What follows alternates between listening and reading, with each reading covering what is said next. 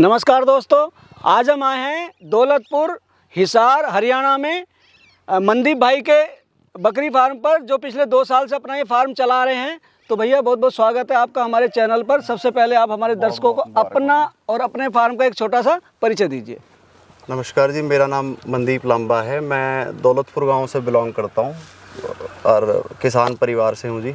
बाकी खेती का ज़्यादा वो था तो हमने थोड़ा सा ट्राई के लिए शुरू किया था। थोड़ा शुरू में देखा था करके, उसके बाद थोड़ा बढ़ाया है, अब चल रहा है। आपका ये इंटीग्रेटेड फार्म है। हाँ जी। मैं देख रहा हूँ आपने कई तरह की खेती की हुई है। हाँ जी। खीरे भी हैं, दूसरी फसलें भी हैं, कैश क्रॉप्स हैं जी। और देख रहा हूँ मुर्गे भी हैं और मेन आपका बकरी का है जी। बकरी का आपके यहाँ कौन कौन सी ब्रीड है? मेरे पास जी मेन तो सरोई है जी। और एक हमारे पास जमनापारी है जी। बर्बरी थी मेरे पास, बर्बरी को मैंने हटाया। बट ब्रीड में थोड़ा सा ये है कि थोड़ा टाइम हो गया, थोड़ा सीख लिया इसके बारे में, तो जी। ये है कि जो समझ में आया कि एक नस्ल पे ही लेके आएंगे इस चीज़ को। जी। बट ठीक है, हमारा अब तक अच्छा चला है, कोई हमारे को नुकसान नहीं हुआ, भगवान की दया से अच्छा चला है। बट इसको और थोड़ा प्रॉफिट में ले जाने का थोड़ा सा एक्सपीरियंस से ही सीखा है, तो लेके आएंगे इसको और प्रॉफिट में। थोड़ा सा हमने क्या है कि शुरू में ज़्यादा ब्रीडिंग पे थोड़ा ज़्यादा ध्यान दिया है। जी। जैसे मथुरा यूनिवर्सिटी होगी, इनके साथ मिलके कुछ वो हो गए, हिसार ब्रीडिंग सेंटर है इसके साथ कर लिया। जी। सरकारी जो हो गए इनके साथ करा है, तो मेनली अच्छी ब्रीड तैयार हो, नस्ल सुधार पे काम किया है शुरू में। अब ये है कि अब थोड़ा सा और दूसरे उसमें जा रहे हैं, रिटेल के हिसाब से इसको करेंगे हम तैयार। आपकी एजुकेशन क्वालिफिकेशन क्या है? मेरी क्वालिफिकेशन तो जी मैं कॉमर्स ग्रेजुएट हूँ वैसे तो। एजुकेशन इसलिए पूछा कि आज आप फार्मिंग कर रहे हैं जी। अच्छे पढ़े लिखे भी हैं। जी जी। तो बकरी पालन में कैसे एंटर हुए आप?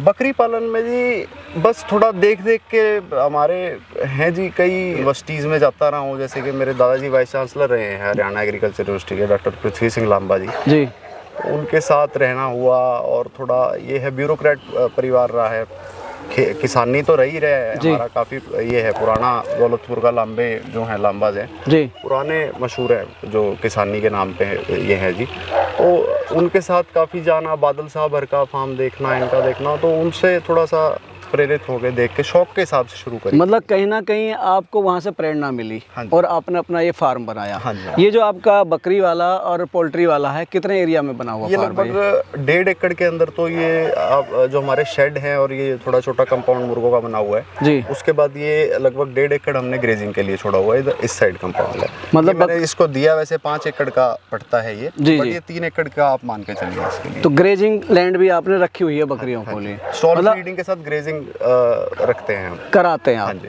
क्या फ़र्क लगा आपको? जो ग्रेजिंग वाली बकरी कहीं ना कहीं स्टॉल फीड से ज़्यादा हेल्दी होती है, खुश रहती है, बाहर चढ़ती है, एक्सरसाइज भी होती है। तो आपने पहले से सोच रखा था कि ग्रेजिंग पे रखना मुझे? नहीं, मैं पहले तो जी स्टॉल फीडिंग का सोचा था। मेरा एक तो जैसे कंपाउंड है, ये आप पीछे देखोगे बकरों का, मेरा हाँ। ये बक का अलग है जी, इनका डोज का अलग बना रखा है फीमेल का। जी। तो इसका भी एक ये है कि जब थोड़ा मेनली बनाने का पर्पस तो ये था कि भाई दूध की जो क्वालिटी है, हाँ। उसके अंदर एक स्मेल और खटास आती थी, हाँ। वो खत्म करने का ये तरीका था मेरे यहाँ। अच्छा, इनको अलग रखो ताकि वो फेरामोन दूर रहे बकरियों से। बस ग्रेजिंग वगैरह हमने थोड़ी शुरू वैसे करके देखी थी तो पहले ट्रायल के लिए। ट्रायल के लिए जी।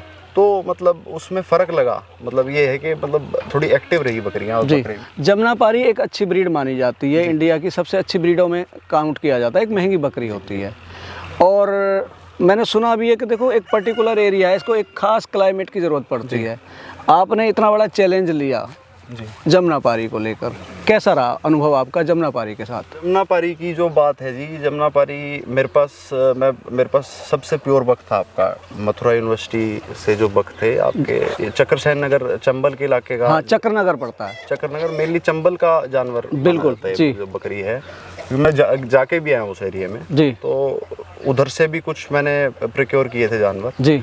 वो नहीं चल पाए यहाँ पे। अच्छा। सही बताऊँ तो जी। जो मैं मैंने प्रिक्योर किया, जो मेरे यहाँ पे पैदा हुए हैं जी, वो अच्छे चल रहे हैं। अच्छा। जैसे इसमें हंसा निकलती हैं जी, जिनके गुलाबी कान, लंबे कान, जी, सफेद जी, महंगी बकरी है। हाँ, हंसा भी हैं मेरे पास जो तैयार हुई हैं जी। और इसमें भी डिफरेंट क्वालिटीज़ हैं जो निकली हैं, अच्छी भी हैं। और कुछ मेरे पास जो सुल्तान नाम का बकरा था, लगभग अब तो उसकी एज हो गई थी तो एक्सपायर हो गया बेचारा। जी। तो उसको दिया नहीं मैंने, मतलब उसका एक वैल्यू बहुत ऊपर की वैल्यू लगी थी उसकी, बहुत हाई वैल्यू लगी थी उसकी, आपके उत्तर प्रदेश में ही लगी थी ईद के टाइम पे जी। तो बीमार था उस टाइम पे, बट मैंने दिया नहीं जी, मेरे से दिया नहीं गया, कहीं ना कहीं अटैचमेंट थी। तो वो मैं भी इसको चलो कोई बात नहीं, अकेला रहने का पता लग गया था कि जाएगा जी, तो ये था अटैचमेंट भी होती है जी। ठीक। वैसे भी दिए जाते हैं, नहीं तो पैसे कमाने हो तो जी इनको तो आप करो अपने दूसरे तरीके से तैयार और भेजो इसको स्लॉटिंग के लिए, वो काम हम कर नहीं सकते। ग्रेजिंग के अलावा आप जो इनको फीड दे रहे हैं, स्टॉल फीड भी देते हैं आप इनको और ग्रेजिंग भी कराते हैं, तो फीड में क्या क्या दे रहे हैं? हम जी इनको आपका एक तो जौ हो गया जी, मक्का हो गया, हाँ, सोयाबीन हो गया, ये कंसंट्रेट में आ गया आपके जी। आपकी खलियां तैयार होगी, इनको इनका दलिया पिसवा दिया जी, साथ में मिनरल मिक्सचर डाल दिया जी, और अलग अलग कुछ जैसे और प्रोडक्ट्स आते हैं, बायर वगैरह के कुछ आते हैं जी, ये बायजस वगैरह ये इनके वो हो गए, इस करके इनको अलग अलग जौ का हो गया, फीड हो गया, अलग अलग देते रहते हैं समय के हिसाब से। नीरे में क्या देते हैं आप? नीरे में तो हम ज़्यादा इनको जो ड्राई फॉडर आप बात कर रहे हो, इसके अंदर तो जैसे चने का भूस हो गया, हाँ, और आपका क्या कहते हैं ये मूंगफली का हो गया जी, और कुछ मतलब यही है कि जो भूस ज़्यादातर हमारे एरिया में दलहन वाला जो भूस है, हाँ जी, हाँ जी, वो देते हैं आप? हाँ हाँ जी। काफ़ी बड़े एरिया में आपका फार्म है, और देखो वर्कर की भी ज़रूरत पड़ती है। बकरियां और ये आपका जो मुर्गियां हैं, इनको कितने लोग संभालते हैं? इनको लगभग 2 लोग रहते हैं इनके ऊपर, 24 घंटे 2 लोग तो रहते हैं, जो हाँ, क्योंकि ग्रेजिंग भी करा के लेके आना है। हाँ जी। और ग्रीन फॉडर भी देते हैं आप इनको? ग्रीन फॉडर देते हैं, थोड़ा वो टाइम के हिसाब से सेटलमेंट रहती है, मतलब गर्मी में देते हैं, सर्दी में नहीं देते आप? सर्दी में कम रखते हैं जी। ओवरऑल कैसा लगा आपको? देखो बकरी पाल रहे हैं आप, अटैचमेंट होता है जब भी आप करते हैं, ठीक है ना, कैसा लगा आपको? मेरे को एक तो जी ये है डॉक्टर साहब, मेरे को जानवरों से थोड़ी ज़्यादा अटैचमेंट है जी। इस बारी हमारा अच्छा वो रहेगा इसमें जो है रहता है, क्योंकि इससे पहले टाइम थोड़ा ठंड के कारण कुछ मोर्टेलिटी आई है बच्चों की जी, तो कुछ धीरे धीरे खुद करके ही सीखता है जी, देख के सीखता है जी, तो सीखा इस बारी कुछ और हैं, कुछ आपसे भी आपने भी हमारे को कुछ चीज़ें बताई हैं, उस चीज़ का ध्यान रखेंगे जी, और उस चीज़ से इस बारी चलेंगे।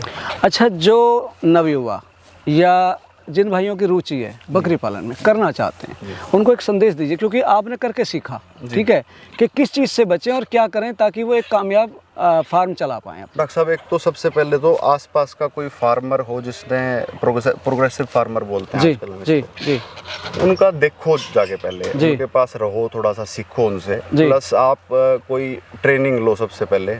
एक हमारे बेचारे जैसे कई हैं वो लेके आते हैं, वो समय सीमा इनकी गलत रहती है जी। अब जो आप खरीदेगा बकरी लेके आएगा, हाँ, वो बचा थोड़ा ना पाएगा, मतलब सर्दी में शुरू ना करें नया फार्मर, नहीं, ये आपका ये मार्च के बाद आप इसको शुरू करिए जी, मेरी तो राय ये है। बाकी पूरी जानकारी लेके उसके बाद उस पर काम करना चाहिए, बिना जानकारी लिए काम नहीं, मतलब बिना ट्रेंड हुए आप इस काम में ना घुसें, क्योंकि कई बार आप एनिमल गलत चूज कर लेते हैं, हाँ जी, वहाँ नुकसान हो जाता है। कई बार किन लोगों से लेना ये नहीं पता होता, एरिया के हिसाब का एनिमल। जैसे आपकी वीडियो मैंने शुरू में एक देखी थी, तो मेरे को ये मेरे दिमाग में क्लिक कर गई थी भी मैं उधर से जानवर ना लेके आऊँ जो पानी भरने वाली, क्योंकि मेरा खुद का नुकसान हुआ था उसमें। तो वो आपने एक चीज़ बताई तो हमारे समझ में आई, हम उस चीज़ से भागते हैं, मतलब, और सलाह भी देते हैं किसी को कि इस तरीके से बिना जानकारी के जानवर मत लो जी। दर्शकों, मनदीप भाई ने आपको अपने ओवरऑल जो काम कर रहे हैं, ये जैसे फार्मिंग कर रहे हैं, पोल्ट्री पाल रहे हैं और साथ में बकरियां पाल रहे हैं, सबके बारे में इतनी अच्छी जानकारी दी। यदि आपको इनके द्वारा दी गई जानकारी और हमारे द्वारा की कोशिश अच्छी लगी हो तो हमारी वीडियो को लाइक करें, ज़्यादा शेयर करें, व चैनल को सब्सक्राइब भी करें। मिलेंगे जल्दी एक नई और इन्फॉर्मेटिव वीडियो के साथ, तब तक के लिए जय जवान जय किसान।